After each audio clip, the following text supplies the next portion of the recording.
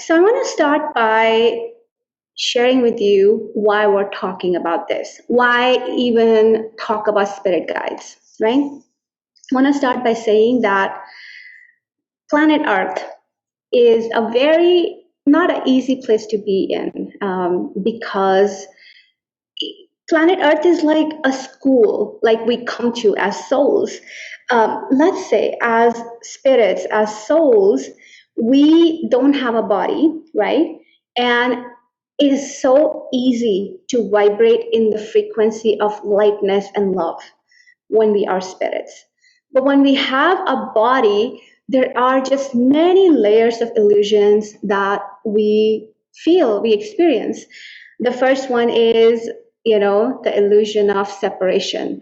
Just because we have body, it just feels like we separate from this notion of oneness and we come in the body, separate alone in the body, separated from all our spirit world, all this concept, beautiful concept of oneness, right? When we are vibrating as spirits, as energy beings, we are vibrating in the sense of harmony, in the sense of oneness. There's really, that is it. There's nothing else there to distract us. Now, the pursuit as spirits is we are vibrating as love. How do we grow, right? And sometimes when you're already love, like how much more love can you feel? It's not always so easy. So we decide to take birth on earth. Birth on earth. Earth is like an incubator. It's like a whole place, a planet of illusions. Number one, we separated from that source of love. We separated from oneness and we became a human in the human body. And we came into one belly of our mom's belly. And from there, we're separate. And then we take birth, we're even more separate, right? So that's one of the biggest layers, is a separation from the source of love, of light. The second illusion is the illusion of time, right? On earth, there is past, there's future, and then there's present. And our minds is always like running towards the future. I gotta figure this out for my future. And our body is always running in the past. Well, I gotta act and behave in a way that I know how to, based on what I have experienced in the past. So we're just kind of like, our awareness is split in time, whereas in spirit world, all that we have is present. All that we have is present, and that just becomes so hard to simply be present on earth, right? In our bodies. Then there is this duality of male, female. I have this type of body, so I got my ways of kind of shaping my perspective in this way. Women, especially, right? Their primary way of being in this world is through their emotions. That's how they perceive. Men perceive the world from their mind, from their body more.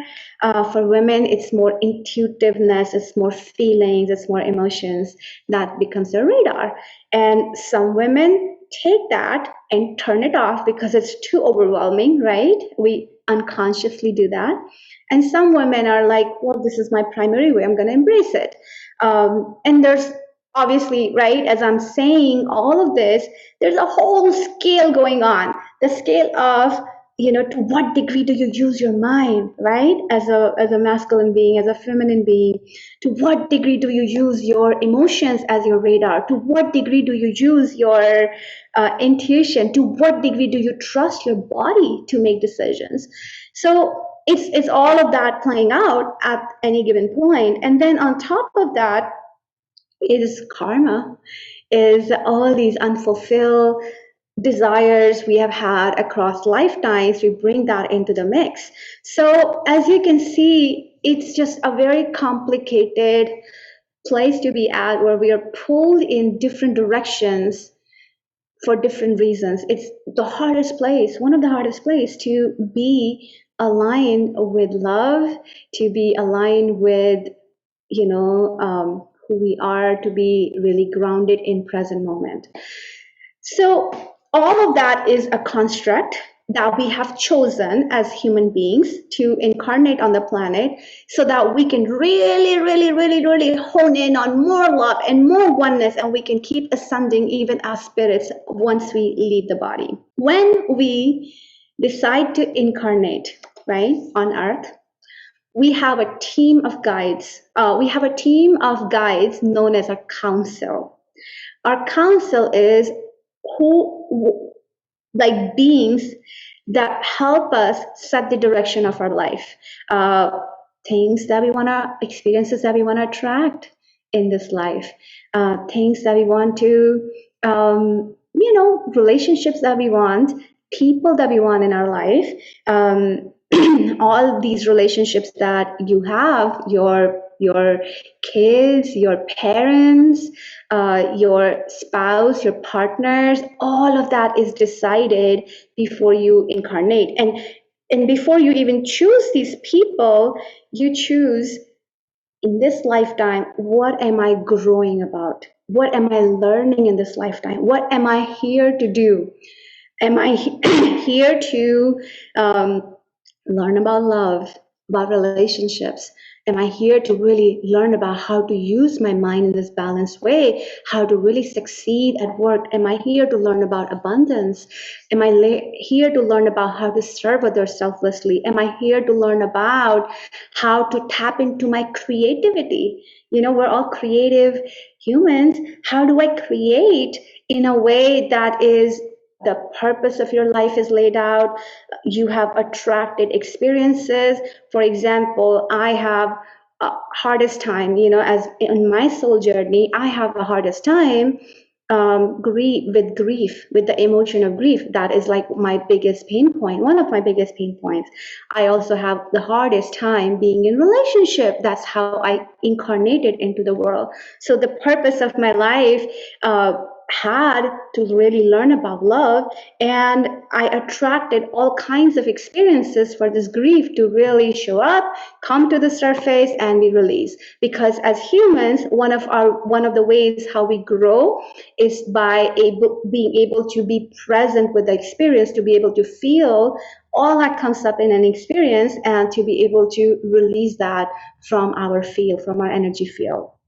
So you basically set out the purpose of your life. You design these experiences, these situations, and you really put together this master plan of all the people you want to meet in this lifetime, so that they can trigger the right stuff in your field and have that feeling come to the surface and be released, right? So everybody that is in your life is your greatest teacher. And sometimes these interactions and relationships are not the easiest at all. Sometimes they're hard, but at the same time, they hold the growth. They hold a lot of growth for us. So that's the setup. Now you have this original counsel that help you design all this. And then you have a group of guides that are assigned to you. And these group of guides are guides that have worked with you in other lifetimes. So that means they have assisted you, they have supported you, they have known you. You may be their friend in another lifetime, you may be a student, you may be a teacher to them, and in this lifetime, they have collaborated with you and said, hey, Shakti, don't worry, we're here to help you succeed in this really complicated place called Earth.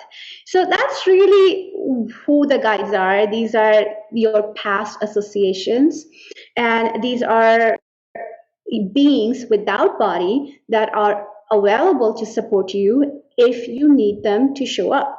That's kind of who spirit guides are.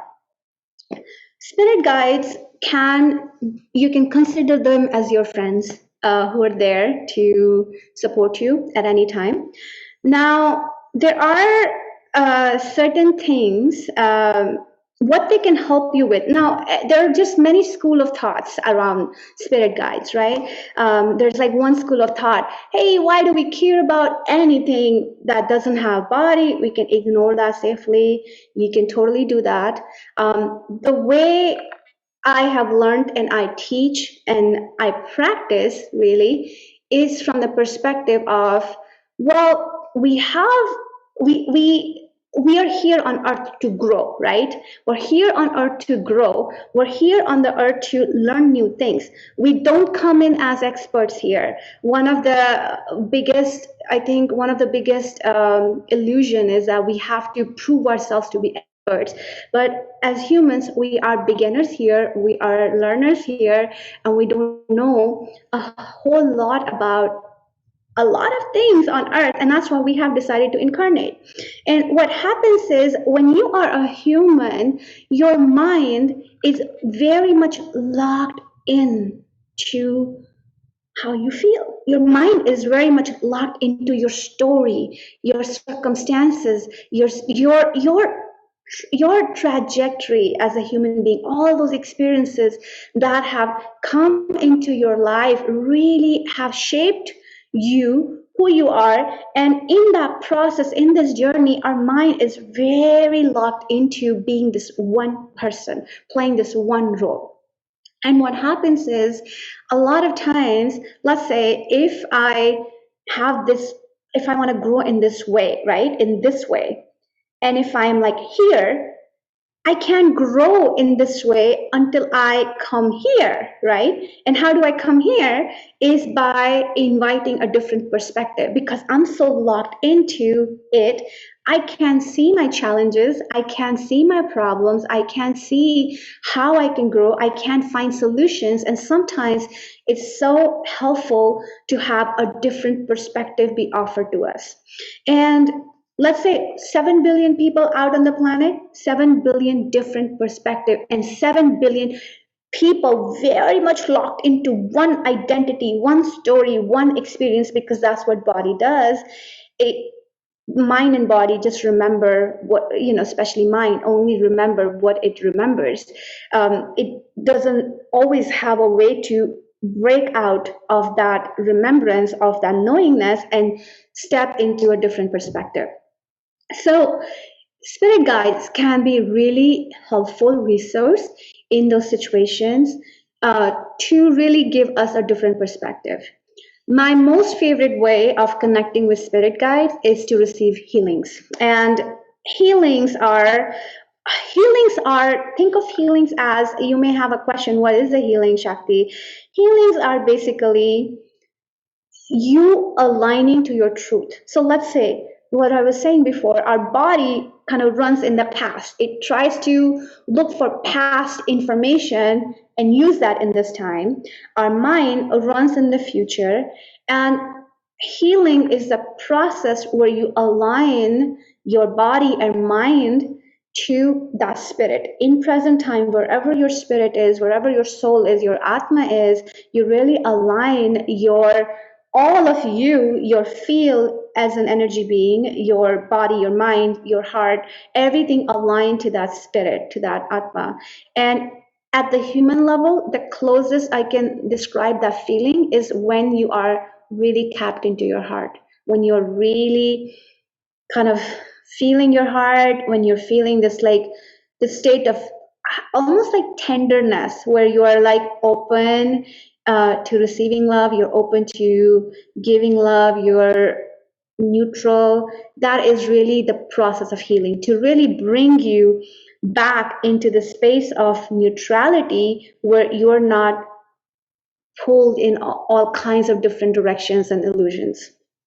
So I love to really collaborate with guides and receive healings, and that helps the right energy to flow in my body. That helps me access my own wisdom, and that helps me really feel better and actually make decisions from that place of feeling better. Um, that is kind of what I want to share in this first half. I want to talk about in the second half how we go about it. The way you connect with your guides is by really learning the art of intuition, learning the art of telepathy, and really refining and honing in on this ability to close your eyes. And different ways people can access their intuition. People can access intuition, by seeing images, by hearing words and kind of verbal communication. People can feel in their body what somebody's trying to say. People can, have this knowingness about what this is about. And when you practice enough, when you practice long enough, a lot of it's not just like one way of communicating. All of these senses open up and help you communicate. So the primary way of connecting is really closing your eyes, be in your space of trance, be in your space of meditation, and speak to guides as how you would speak to a human. The only difference is that there's no language, and actually it's so good that there's no language, because language is a very human made concept. And it's like, I can only, like, in English, right? In how many ways can you say I love you, right? Just one way, like love. Love is love. Love is love. But there's so many variations of love, right? That we don't have words for.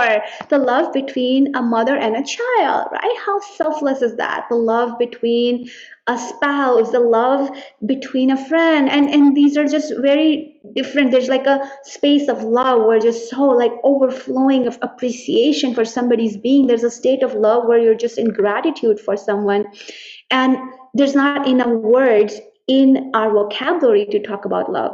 But when you close your eyes, there's image you're seeing about what is it, right? What is that you're feeling in your body, the emotion that you want to communicate, or you're receiving the communication on. So it's one of the purest form of communication out in the world, in the unseen world, is really tapping into our telepathy, our intuition. And this is where things don't get lost in translation, and things are not hidden, right? Sometimes they say I love you, but I don't really mean, maybe, right? Or something in my field doesn't make me mean. If I say I love you, sometimes it happens with all of us, right? But when it comes to, this type of relationship and this type of communication, is complete truth. There's really no way of hiding anything. Whatever you truly, genuinely, mean and intend and feel is really what is communicated to the guide. And whatever the guide really wants to offer, it's offered to you. And it's very optimized, non-nonsense way of communicating with guides. So that's kind of how we go about that. My recommendation is, they're just like different pieces I want to offer here. Number one is, and I don't have a whole list going on, so we'll see how far we go with this numbering here. So my recommendation is that it's so easy to perceive guides as they can help me bail out. And this is partly the programming as humans that we have inherited, right? A lot of humans, most humans, see relationship as a way of getting bailed out, as a way of reliance, as a way of, well, I can figure this out, you help me. Or, we do this all the time in our world. We are just way too reliant on our parents, right? This is how we are born in this world. It's like our parents completely take care of us, right? From changing our diapers to feeding us. And this is how we learn to be in relationship. We find spouses based on, well, what can the spouse help me with, right? We don't have really a good radar of creating relationship that are expectations free, that don't have this like, hey, I got all these holes in me, I can't figure out life and you help me. We can't free people from these expectations. So my recommendation to you is to not see guides as beings that will bail you out. It's so easy for us to be in codependent relationships, and it's not helpful, because when you go into these relationship with the guides with this expectation and codependency, it's not going to be helpful to you, because what we put in is what we get out from these interactions. So let's say I go in a codependent intention, like I suck at this, you need to help me. I am just opening my feel, making my feel very vulnerable to all kinds of information. And I'm also not in a state of mind to really discern what is this information that comes about. So that's my number one thing. My number one recommendation is to not call on guides when you are in your lowest low. Call on guides when you are, grounded, when you are centered enough, when you can open up to this sense of curiosity and exploration, and you can have an equal relationship with your guides. And that's like the basic. Please, keep your energy space clean and clear, be in good spirits before you connect with any guides. And the second thing is, always use your discernment. Discernment is so important. There are all kinds of beings out there, just like, in our world, right? You go out your street, there are all kinds of neighbors living there, right? There are all kinds of just people in the world. And what you want to do is to use your kind of your intuitive radar, your discernment, to understand who do I want to connect with, right? Do I want to talk to this guide or that guide or this person, that person? And why, right? Why do I feel inspired to talk to this guide versus that guide? So that discernment, and then what they're telling me, is that even helpful? Is that even like my truth? Does that even resonate with me? Or is that something I need to just like hear and just discard? Because a lot of times we, again, in this world, on earth, we are so used to not being in our true power that there's no really like a clear sense of equality, right? We so easily put people on pedestals, and it can totally happen, especially as rookies, like we all have been there, that we connect with a guide and we put them on pedestal and like whatever you say is my ultimate truth. And my recommendation is to check in with yourself. If you are not feeling equal, that's number one, not a good way to or a good time to connect. Use your tools, use your practices, bring your vibration high where you can feel equal. And just so you know, as humans, it's always available to us to ascend higher in energy. And if I have not said it before, I want to just make it clear. There are tools and practices out there available to us in yogic tradition, in energy medicine tradition, in like body movement traditions, somatic movement. There's like so many practices out there, holistic tools and practices out there, that when you are in the dumps, they can help you raise your vibration. And when your vibration is raised, that is a good time to connect with others. When I am in the dumps and I connect with anybody, whether it's a guide or a living human, I may just be acting from this very triggered state and bringing all my interaction into the dumps too. So yeah, use your tools, practices, bring your vibration higher, be equal, and then from that place, have this equal conversation and use your discernment. Whatever information you're getting, how's that landing in your heart? Is that feeling like your truth, or is that feeling like something that you may just need to hear and ignore? I personally don't connect with guides for information seeking purposes. Unless they have a lot of radically different information, then that's great. My favorite way, again, is to receive a healing, to really have a guide, make right agreements, set the agreements. And by the way, this is very important. I'm going to speak to that in just one moment. Really bring a guide in for the purpose of healing, help me clear energy in my space, in my body, so I feel better. And when I feel better, I naturally have access to all my wisdom. I really don't need anybody else in the world to tell me what to do, right? So that's kind of my go-to practice. And switching to agreements, in any relationship, Agreements are very important, and this goes for human relationships and kind of spiritual relationships. Let's say, let's say you meet a partner, right? In the earth, on earth, right? You meet a partner. Before you meet someone, you have these soul agreements laid out. Agreements are based on how they will help you and how you will help them. There are agreements on how you both will interact, what energy gets triggered, what is the purpose of your coming together, and things.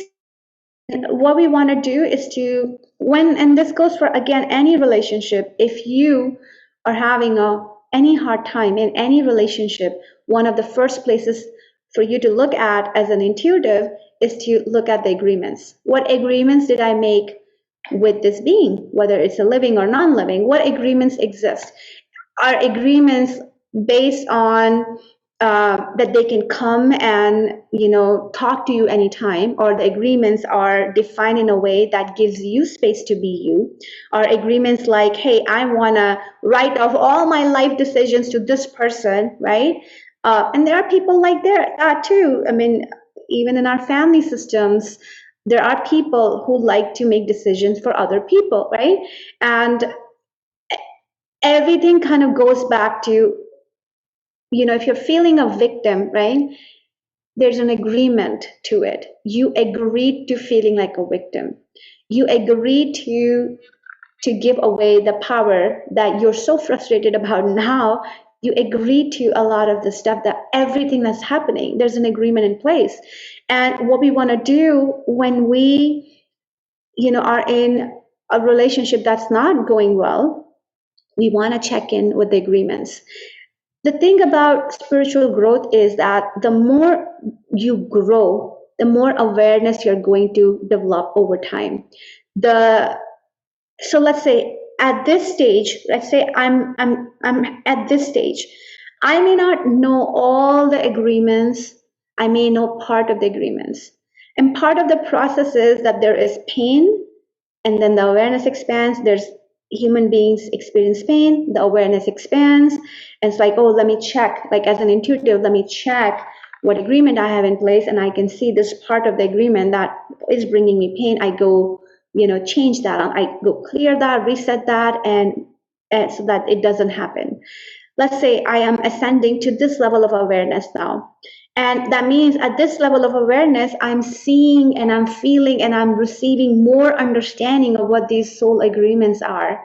And now this level of growth will bring new set of pains, new set of challenges, right? We're growing constantly. We're also encountering more challenges, right? More challenges to really refine what we're learning on earth.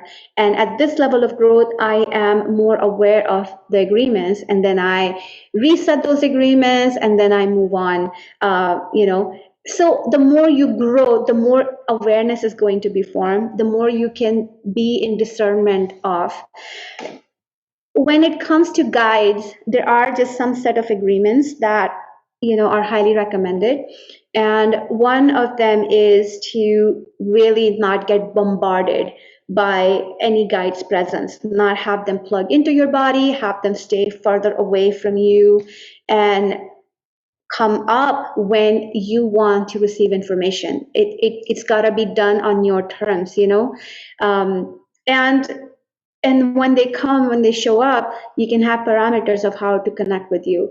Let's say you are an intuitive in training, and you found your way, you are activating your ability to have visions as an intuitive. You can totally tell the guide to be further away and communicate with you when you call upon them, and to give you information in form of images, right? So you can set those parameters. One of really golden rule is to have the guide stay further away from your body, not plug into your body. Another golden rule is to have them communicate when you want to communicate, so that you're more prepared. Your vibration, you know where you are, you can use your discernment, you're not shocked or surprised. And again, my favorite way is to really bring a guide for healing purposes. It's nothing nothing more than that. When the premise is that if you are receiving healing and if you're feeling kind of the healing in the body, you're releasing all this energetic, stuff sitting in the body, you're going to naturally tap into your intelligence. And I think one of the best ways to grow is to really connect with your own soul, your own self, and that is really powerful. Another thing that I want to share is that guides, it's so easy to think that guides are going to, one guide is going to be with me for all the duration of my life, right? And I want to say that always try to find this like flexibility in your mind. And this goes about everything, just as, as seekers on this path of growth, right? One thing that you want to do is to or cultivate over time is that you want to build in some flexibility in your mind. There's no such thing as constant. We as energy beings, we live in the state of fluidity, right? Things change all the time, and because your circumstances change all the time, your feelings change all the time, and so do your guides, right? So you don't have to work with the same guide throughout your life. You can hire and fire guides all the time. Please know that this is like a playground, and this is not like a corporate firing where somebody can take offense to it. This is a very, it's a play, it's a kid's play, it's a playground where, hey, I want to play soccer. Do you want to play soccer? Does this guy play want to soccer, or should I seek this guy who's so excited to play soccer, right? It's like we're kids. We're not this like really like, having this like very rigid minds and there's only one way of being. There's there's flexibility needed, and the more you are flexible, the more you can find guides who are the right vibrational match for you, who can really support you with your intent. And at different phases of time, your growth, when you start growing, you're going to grow in different ways. There's no one such thing that works always, and different growth is going to ask you to overcome different challenges, learn new different things, and for that you will need different guides, to the degree that one guide is so good at creating things, and when you are in the phase of creation, you can totally work with that guide. But there's another guide who is not as good as creating new things, but it's really good at communicating what's being created. So I don't need to work with this guide, I can go with this guide, and so on. One guide may be so good with business stuff, one guide is all about relationship, because these are the paths they're working on. And what we want to do is to be able to connect with guides who are not only the right vibrational match for us, but they can really support our growth. And that's so important, right? Otherwise, why even bother finding these guides?